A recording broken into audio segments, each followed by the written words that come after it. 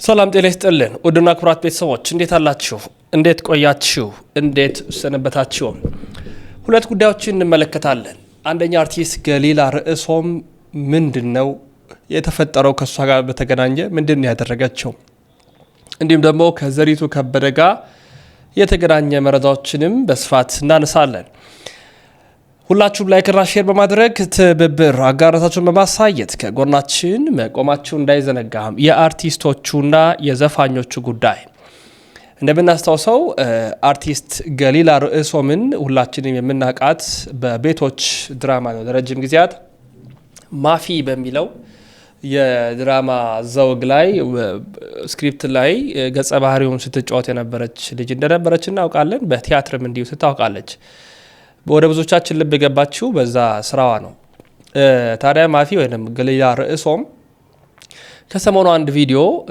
አጋርታለች ያ ቪዲዮ ደግሞ ብዙዎቻችን ስሜትን እየሰቀዘ ያዘ ብዙዎቻችን ላይ እንድናስበው ያደረገ ጉዳይ ነው እሱ ምንድነው ከ11 አመት በኋላ ልጅ ወለደች ደስ ያሰኛል በእውነት ስለማይነገር ስጦታው እግዚአብሔር ይመስገን ነው የሚባለው በእውነት እግዚአብሔር የተመሰገነ ይሁን ከ10 11 አመት በኋላ ነው ልጅ ወለደችውና ክርስትና ስታስነሳ ይሄንን ላደረገልኝ አምላክ ምስጋናዬን አቅርቡልኝ እያለች በእንባም ጭምር የተናገረችው ነገር አርቲስቶችም ያ ስሜት እነሱ ውስጥ ገብቶ አብዛኛዎቹ በእንባም ጭምር እነ ሰራዊት ፍቅሬ ሌሎችም እንደዛው እንትና ሲሉ ነበርና ልጅ ለመውለድ የነበራት ጸሎት ያደረገችው ጥረት ከ11 አመት በኋላ እግዚአብሔር ልጅ ሰጥቷታል መልሶላታል ከባድ ነው ያለ ልጅ በአንድ ትዳር ላይ መቆየት ለያውም 10 11 አመት ያንን ሁሉ አልፋ ነው እንግዲህ ለዚህ የበቃችሁና በጣም የተገረምኩበት ነው እናንተ ስታዩ ምን ተሰማችሁ የሚለው ለእናንተ ለተውና አርቲስት ገሊላ የተናገረችውን ነገር ባጋራችሁ ደስ ስለሚያሰኘኝ ተከታትለን እንመለሳለን ልጅ አጣችሁ እዚያ አጋጣሚ እግዚአብሔር አምላክ ልጅ ስጣችሁ ልጅ ያላችሁ ደግሞ በጥበብና በመጎስ እግዚአብሔር አምላክ ልጃችሁን ያሳድግላችሁ ለማለት ወዳለሁ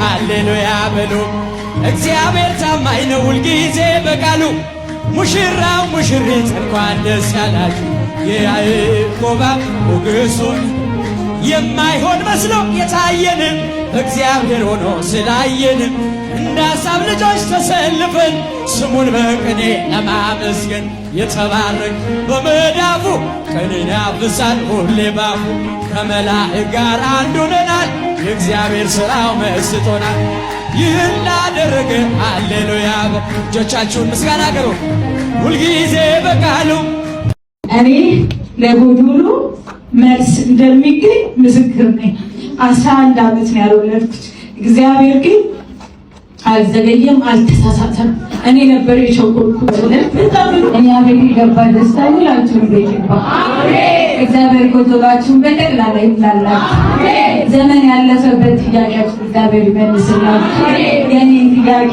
የኔን ታሪክ የቀየረ አምላክ ይሁንላችሁ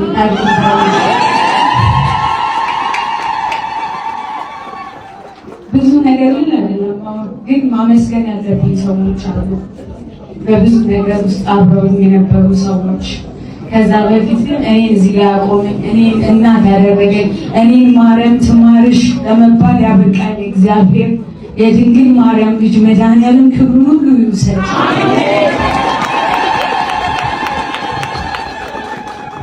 የአብርሃም ስላሴዎች እነሱ ክብሩን ይውሰዱ። ጥያቄ የመለሱ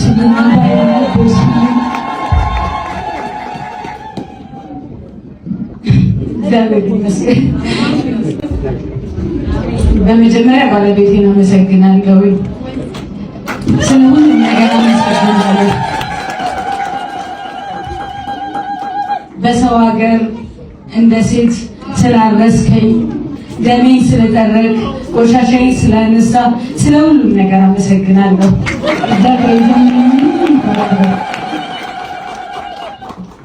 ከዛ በመቀጠል በሰው ሀገር እናት አባት ሆኖ ካሉበት ሀገር ድረስ መጥተው ያረሱኝ፣ ያገላበጡኝ የልጄ ክርስትና አባት ገብረ እግዚአብሔርና ወርቄ እኔ ቃል የለኝም ስለእናንተ ለምንድን እግዚአብሔር በእውነት ጎዶሏችሁ ሁሉ እግዚአብሔር እንዳላችሁ ለልጆቻችሁ አገኙት ሁሉ ነገር ገሪና ወደዚህ ጋር ወርቄ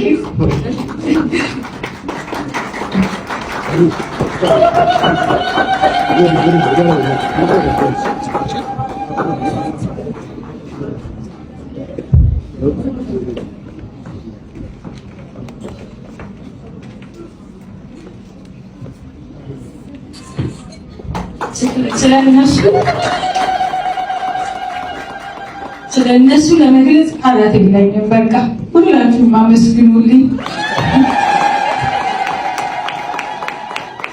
እንደ እናት ሆና ያደረሰችኝ ወርቄ፣ እሱም እንደ አባት ግዴታቸው ቢሆን በጣም አመሰግናለሁ።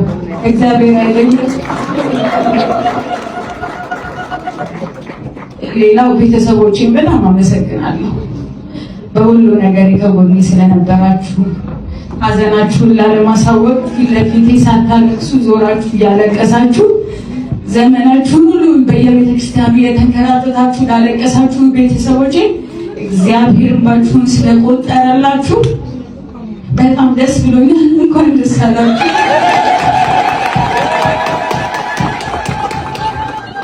የባለቤቴ እናት እህቶች ሁላችሁንም ጥሩ ስለሆናችሁልኝ፣ አንድ ቀን ኮምፕሌን ስላላደረጋችሁ፣ 11 ዓመት አልወለደችም የልጄ ሚስት ብላችሁ ፊታችሁን ስላላጠቆራችሁ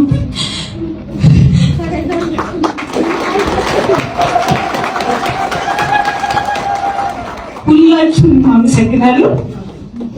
ቃል የለኝም። እዚህ ማክበራችሁን የመጣችሁኝ ሰዎች በጣም እናመሰግናለን። እግዚአብሔር ብድራችሁን ይክፈልላችሁ። ስለኔ ባሰባችሁ፣ ስለኔ ባያችሁ ቁጥር እግዚአብሔርን አመስግኑልኝ። እኔ ለጎዶሎ መልስ እንደሚገኝ ምስክር ነኝ። 11 ዓመት ነው ያልወለድኩት።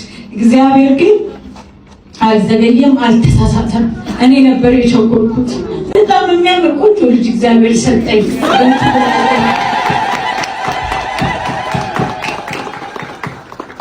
በሄድኩበት ቦታ ሁሉ መሰክራለሁ። በሄድኩበት ቦታ ሁሉ ድንግል ማርያም የአብርሃሙ ስላሴዎች ለኔ ያደረጉልኝን ነገር ሁሉ ጊዜ መሰክራለሁ። ሁላችሁንም አመሰግናለሁ። እግዚአብሔር ያክብርልኝ።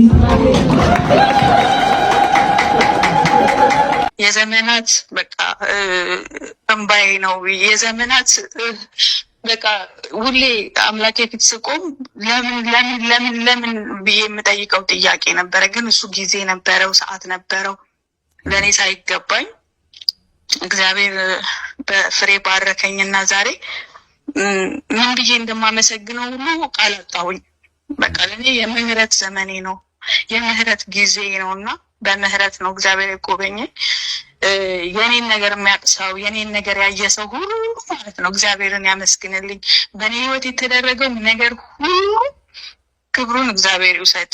ሰይፍዬ ስለ ልጅ መቼም አልነግርህም፣ ታውቀዋለህ። ከባድ ነበር፣ ከባድ ጊዜዎች ነበሩ። ግን በቃ ይህንን ነው እግዚአብሔር ያሰበው ያዘጋጀው። በቃ እኛም ዝግጁ አልነበርን ይሆናል የእሱን አደራ ለመቀበል። ዝግጁ እስክንሆን እየጠበቀ ነበረ፣ ትክክለኛውን ጊዜ እየጠበቀ ነበረ እና ሰው ሁሉ በቃ አይ የእሷ ነገር ባለ ጊዜ እኔም በራሴ ላይ ተስፋ በቆረጥኩበት ሰዓት እግዚአብሔር በፍሬ ባረከኝ እና ሁሉም ሰው የኔን ነገር የሚያውቅ ሰው ወይም የሰማ ሰው ያየ ሰው ሁሉ እግዚአብሔርን ያመስግንልኝ። ከኛ የተደረገ ነገር ምንም ነገር የለም። ልጅ በገንዘብ አይመጣም፣ በዘመድ አይመጣም፣ በስጦታ አይመጣም፣ በሀብት አይመጣም። ልጅ ከእግዚአብሔርና ከእግዚአብሔር ብቻ ነው። እግዚአብሔር በምህረቱ ጎብኝቶ በልጅ ባርኮናልና በጣም ደስተኛ ነኝ። በጣም እግዚአብሔር ይመስገን። አንቺም ዮናስም ደስ ስላላችሁ እኛም ደስ ብሎናል። እንደው ከእናንተ ህይወት ተነስተሽ፣ ምክንያቱም ላለፉት 11 ዓመታት ነው የጠበቅሽው፣ በብዙ ውጣ ውረድ ውስጥ አልፋችኋል። ቅድም እንደነገርሽኝ እንደገባኝ እንግዲህ አንቺ በፈለግሽው ሳይሆን እግዚአብሔር በፈለገው ሰዓት ነው ልጅ የሰጠሽና ከዚህ ተነስተሽ አንዳንዶች ተስፋ ይቆርጣሉ። በቃ እግዚአብሔር ለኔ ይሄን ነገር አልፈቀደም ይላሉና ካንቺ ህይወት ተነስተሽ ለእንደዚህ አይነት ሰዎች መልእክት ካለሽ ብዬ ነው። ልክ ነው። አሁን ነገር ሲዘገይ ተስፋ ያስቆርጣል። ነገር ሲዘገይ ወዳልሆነ ቦታ ይወስዳል። ነገር ሲዘገይ ብዙ ነገር ይደረጋል። ግን እግዚአብሔር የታመነ ነው። በቃ ሁሉ ነገራችን ቢዘገይ የበለጠ አምሮ ተውቦ ተስተካክሎ ሊመጣ ነውና ወደ ህይወታችን ሁሉም ሰው በትዕግስት እግዚአብሔርን እየጠየቀ ይጠብቅ ነው የምለው። እኔ አሁን ምን እንደምል ራሱ አላውቀውም። ሰይፍዬ በቃ እግዚአብሔር ያደርጋል፣ ሁሉን ነገር በእውነት ያደርጋል። እኔ ምስክር ነኝ። ለእንደዚህ አሁን ተስፋ ለቆረጠ ለደከመ ሰው ነገር አልሆን ላለው ብዙ ነገር ላሳለፈ ሰው እኔ ምስክር ነኝ። በቃ የኔን ህይወት እያሰቡ እግዚአብሔር እንደሚያደርግ በእውነት ማየት ይችላሉ። በቃ እኔ ለብዙ ሰው ምስክር ነኝ ምን እንደተደረገ በህይወቴ።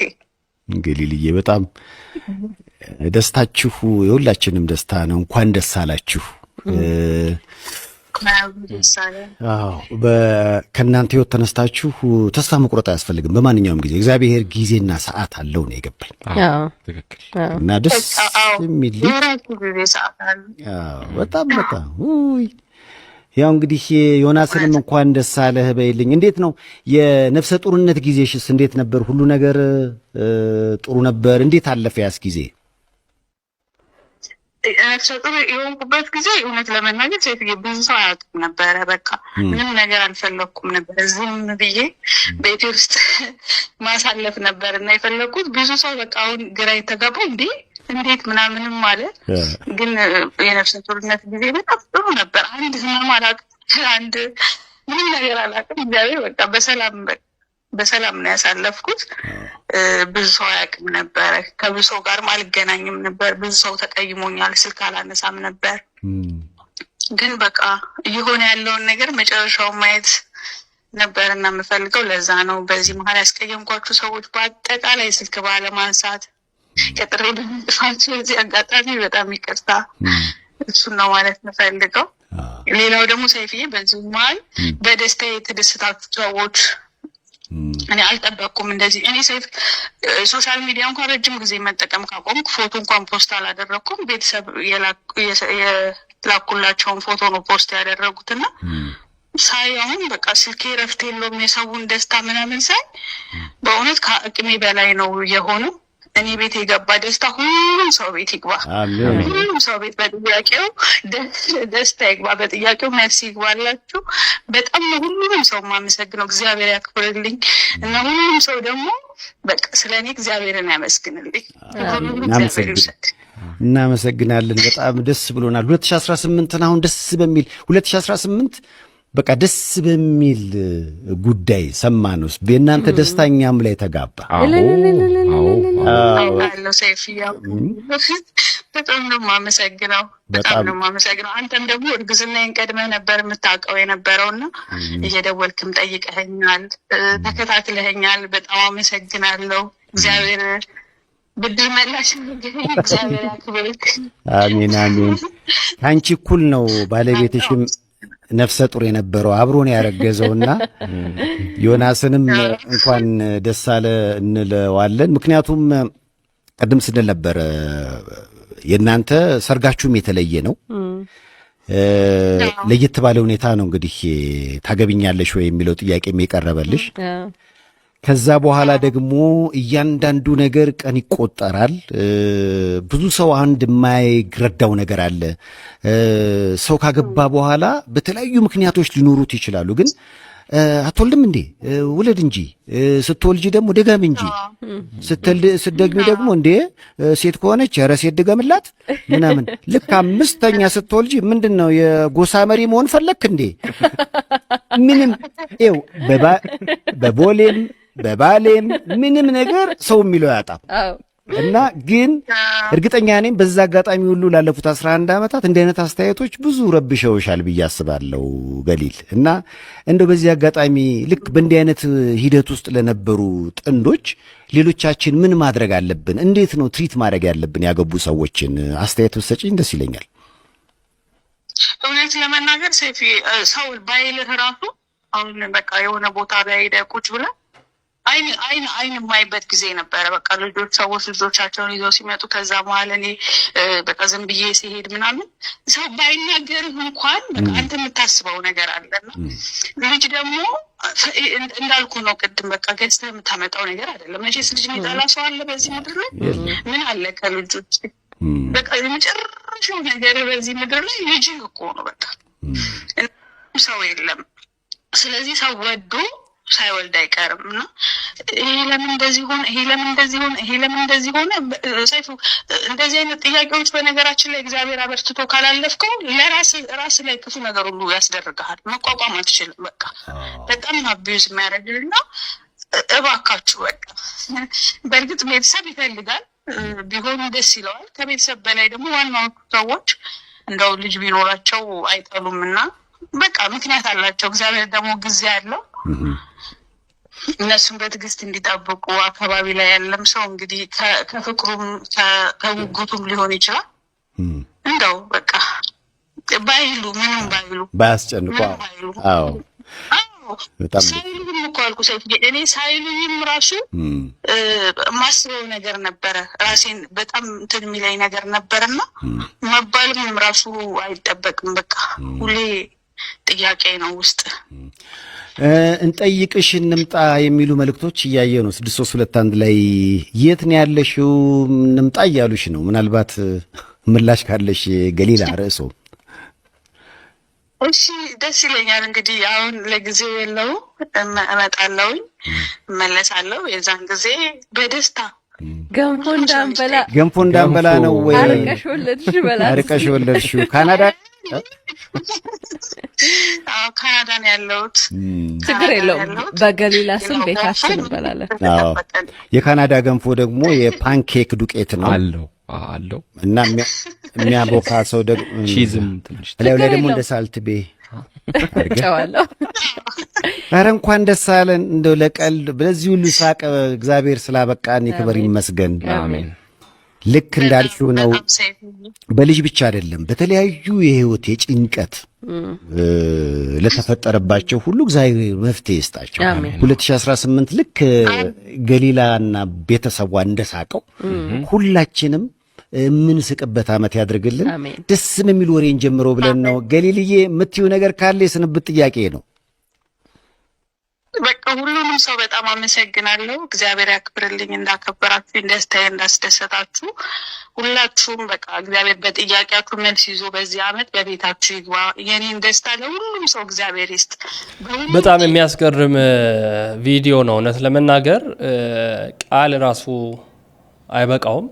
ምክንያቱም የ11 ዓመታት ጩኸት፣ የ11 ዓመታት ልመና፣ የ11 ዓመታት ጸሎት እንባም ጭምር ነው ክስተቱ። ትዳር ይሄ ነው። እውነት ለመናገር በ11 ዓመታት ውስጥ ብዙ ግጭቶች፣ ብዙ አለመግባባቶች፣ ብዙ አለመስማማቶች፣ ብዙ አለመደማመጦች ሊፈጠሩ ይችላሉ። ያንን ሁሉ ታግሰው ባለቤቷም ጭምር በጸሎት ውስጥ ሆነው ነው ይሄንን በረከት ያገኙትና የታቀፉት ልጅ አሁን የልጅነትን ጣዕም ምን ያህል እንደሆነ ያውቁታል ብዬ አስባለሁ። እና የልጅን ጣዕም እንኳን ለዚህ ያበቃሽ ለማለት ወዳለሁ። የብዙዎቻችሁ ጸሎት እንደሚሆን አምናለሁ። የወለዳችሁ ይባርክላችሁ፣ ያልወለዳችሁ ልጅ ይስጣችሁ ነው የምንለው። እንግዲህ ከዚህ በላይ ምርቃት ምንም ማድረግ ስለማንችል ነው ወደ ዘሪቱ ከበደ እናምራ። እስቲ ድምፃዊት ዘሪቱ ከበደን ሁላችንም እናውቃታለን። ከሰሞኑ አንድ መጽሐፍ አሳትማ ነበረ። ይሄ መጽሐፍ ላይ ከብዙ ወንዶች ጋር ግንኙነት ፈጽም ያለው የሚል ያለፈ ታሪኳን አንስታለች ዘሪቱ ከበደና ይሄኛው ጉዳይ የማህበራዊ ሚዲያ መነጋገሪያ አጀንዳ ሆኖ አይተነዋል። ያለፈ ታሪኳ ነው፣ መብቷ ነው። አሁን በፕሮቴስታንቶች ዘማሪም እንደ ድምፃዊም ዘፋኝም ናት፣ አልፎም ዘማሪም አይነት ነገር ናት። ብዙ ጊዜ ባትከስም ግን ደግሞ አንዳንድ ጊዜ የምታወጣቸው ቃላቶች አሉ። ያለፈ ታሪኳ ይሄ ነው። ኋላ ከተለወጠች በኋላ መጽሐፍ ጽፋለች። ጥሩ ነው። ከዚህ ጋር የተገናኘ የህግ ባለሙያ የተናገሩትንም ማሳያቸዋለሁ። ከዛ በፊት ግን የእሷ መጽሐፍ እንግዲህ ብዙዎች ገዝተው ያነበቡት ነው። ይሁን ከጠቀማቸው ይማሩበታል ብዬ አስባለሁ። እንዲህ አይነት ተመሳሳይ ታሪክ ያላቸው ግን ለምሳሌ በእኛ በኢትዮጵያ ኦርቶዶክስ ተዋሕዶ ቤተክርስቲያን ቅድስት ማርያም ግብጻዊት አለች። ለ47 ዓመታት ተሰውራ በቅድስና ህይወት ያለፈች ቅድስት እናት፣ ግን ደግሞ የህይወቷ በዝሙት ህይወት ውስጥ ስትፈተን የነበረች ለያም በአጋጣሚዎች ወደዛ ሌላውን ለማስገባት ብላ ኋላ ግን በእግዚአብሔር መንፈስ ተመርታ ወደ ቅድስና ህይወት ያመራች ማርያም ግብጻዊት እናውቃታለን። እና እንደዚህ አይነት ታሪኮች እያሉን ገድል ድርሳን አያስፈልግም የሚሉት እነሱ ደግሞ የኔን ታሪክ አንብቡልኝ፣ የኔን ታሪክ ስሙልኝ፣ በኔ ታሪክ ተማሩልኝ እያሉ ሲመጡም የተመለከት እንገኛልና ከዚህ ጋር በተገናኘ እና ሌሎች ሀሳቦችን እንድታዳምጡ ስለሚሻ ቪዲዮ ላጋራላችሁ። ተከታተል እንመለሳለን። ዘሪቱ ከበደ ያለፈ ታሪኳን በመጽሐፍ ማውጣቷን ተከትሎ የበርካቶች መነጋገሪያ ሆናለች። በማህበራዊ ድረገጹ ድረገጹ ጠቅላላ በእሷን የተሞላው ማለት ይቻላል። አንዳንዶች በታረመ አንደበት ይህንን ነገር ማድረጓን ማውጣቷን በመጽሐፍ አይጠቅምም በሚል የተቹ ሰዎች እንዳሉ አይቻሉ። ይህ ቪዲዮ እነሱን አይመለከትም። ነገር ግን ያለፈ ታሪኳን ስለተናገረች ሊያነውሯት፣ ሊያራክሷት፣ ሊያዋርዷት የሞከሩ በጣም በርካታ ሰዎች ግን አይቻሉ። በጣም በሚያሳፍር መንገድ ማለት ነው። የሰው ልጆች ክብር የተጠበቀ ነው። በምንም ሁኔታ ውስጥ ይገኝ፣ በኃጢአት ውስጥ፣ በወንጀል ውስጥ፣ በማንኛውም ሁኔታ ውስጥ ይገኝ የሰው ልጅ ክቡር ነው። ስለ አንድ ሰው ገመና ስላወክ ብቻ ያወከው ነገር እውነት ስለሆነ ብቻ እንደፈለክ መናገር ትችላለህ ማለት አይደለም። በእርግጥ በዚህ ዘመን ብዙ ሰዎች ክብራቸውን ያጡበት የተዋረዱበት በጣም በርካታ ምሳሌዎች ማንሳት እንችላለን። ይሄ በርካቶች ስለተነጋገሩበት ነው እዚህ ላይ ማውራት ያስፈልጋል እና ሁነኛ አጋጣሚ ነው ስለ ትችት ባህላችን ለማውራት ብዬ ስላሰብኩ ነው። በወንጀል ሕጋችን አንድ ነገር ስም ማጥፋት የሚባለው ሐሰት ሲሆን አይደለም፣ እውነትም ቢሆን የተናገርክበት መንገድና ዓላማ ነው ስም ማጥፋት የሚያደርገውም የማያደርገው። ስለዚህ አይደለም ስለ አንድ ሰው ያለፈ ታሪክ ይቅርና አሁን ስለሆነው ነገር እንኳን አንስተህ ሌላን ሰው ማዋረድ፣ ማንቋሸሽ፣ ማነወር አይቻልም። ስለ መካሰስ ወይም ስለ ህግ መጣስ ስለ ወንጀል መሆን አለመሆን አይደለም ማወራው፣ ስለ ጠቅላላ ማህበረሰባዊ እሴቶቻችን ነው እያወራ ያለው። አንድ ሰው የሆነች ጉድፍ ሲገኝበት ልክ ራሳችንን እንደ ነጭ ወተት ቆጥረን ምንም ጉድፍ እንደሌለበት ወደፊትም ምንም አይነት ስህተት እንደማይሰራ ንጹህ ሰው ራሳችንን ቆጥረን ስህተት የተገኘበት ሰው ላይ ስንረባረብ የዛን ሰው ቅስም ለመስበር የምንሄድበት ርቀት በጣም ነው የሚያሳዝነው።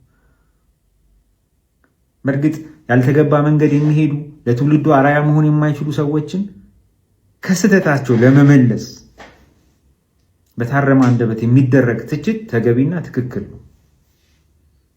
ግን ለተራ የዕለት ፍጆታችን፣ የወሬ የቧልት ፍጆታችን፣ የወሬ ሱሳችን ወይም ይሄ በማህበራዊ ድረገጽ የለመድነውን አይነት ተራ ቧልትና ንግግር አድርጎ ለማለፍ ሲባል የአንድን ሰው ክብር በዚህ ልክ ማዋረድ ለፍጹም ተገቢ አይደለም። እሷ ይሄንን ነገር ስትጽፈው ካለፈ ህይወቷ ሰዎች እንዲማሩ አስባል።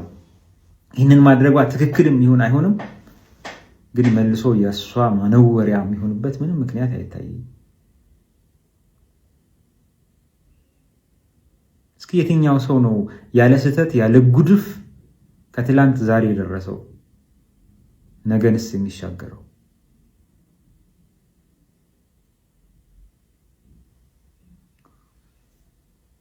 በተለይ እንዲህ አይነቱ ነገር በማህበራዊ ድረገጽ በሚፈጸምበት ጊዜ ነገሩ ከባድ ነው። በተለይ በኮምፒውተር አዋጃችን እንዲህ አይነት ነገር የበለጠ ያስቀጣል። ጠያቂ የለም እንጂ ሟችስ ኖሮ ነው። በእርግጥ አንዳንድ ሰዎች ሴፍ ሄቨን ውስጥ ሆነው ማንም ስለማይደርስባቸው ማንም ስለማይጠይቃቸው የፈለጉትን ያሻቸውን እንደሚናገሩ ይታወቃል። ግን ይሄ ጉዳዩ የመካሰስ ጉዳይ አይደለም። እንዴት ነው አንድን ስህተት የምናርመው? እንዴት ነው እርስ በርሳችን የምንተያየው እንደ ማህበረሰብ? ሰላም። የተወደዳችሁ ቤተሰቦቻችን ይህ ያሮስ ነው። አዘጋጅና አቅራቢ ወንድማችሁ ሁሉ መብራቱ ነኝ። በየዕለቱ ኦርቶዶክሳዊ ሀገራዊና ሳይንሳዊ መረጃዎችን ያቀረብኩላችሁ እገኛለሁ። ላይክ፣ ሼር በማድረግ ትብብር አጋርነታችሁ በማሳየት ከጎናችን መቆማችሁ እንዳይዘነጋ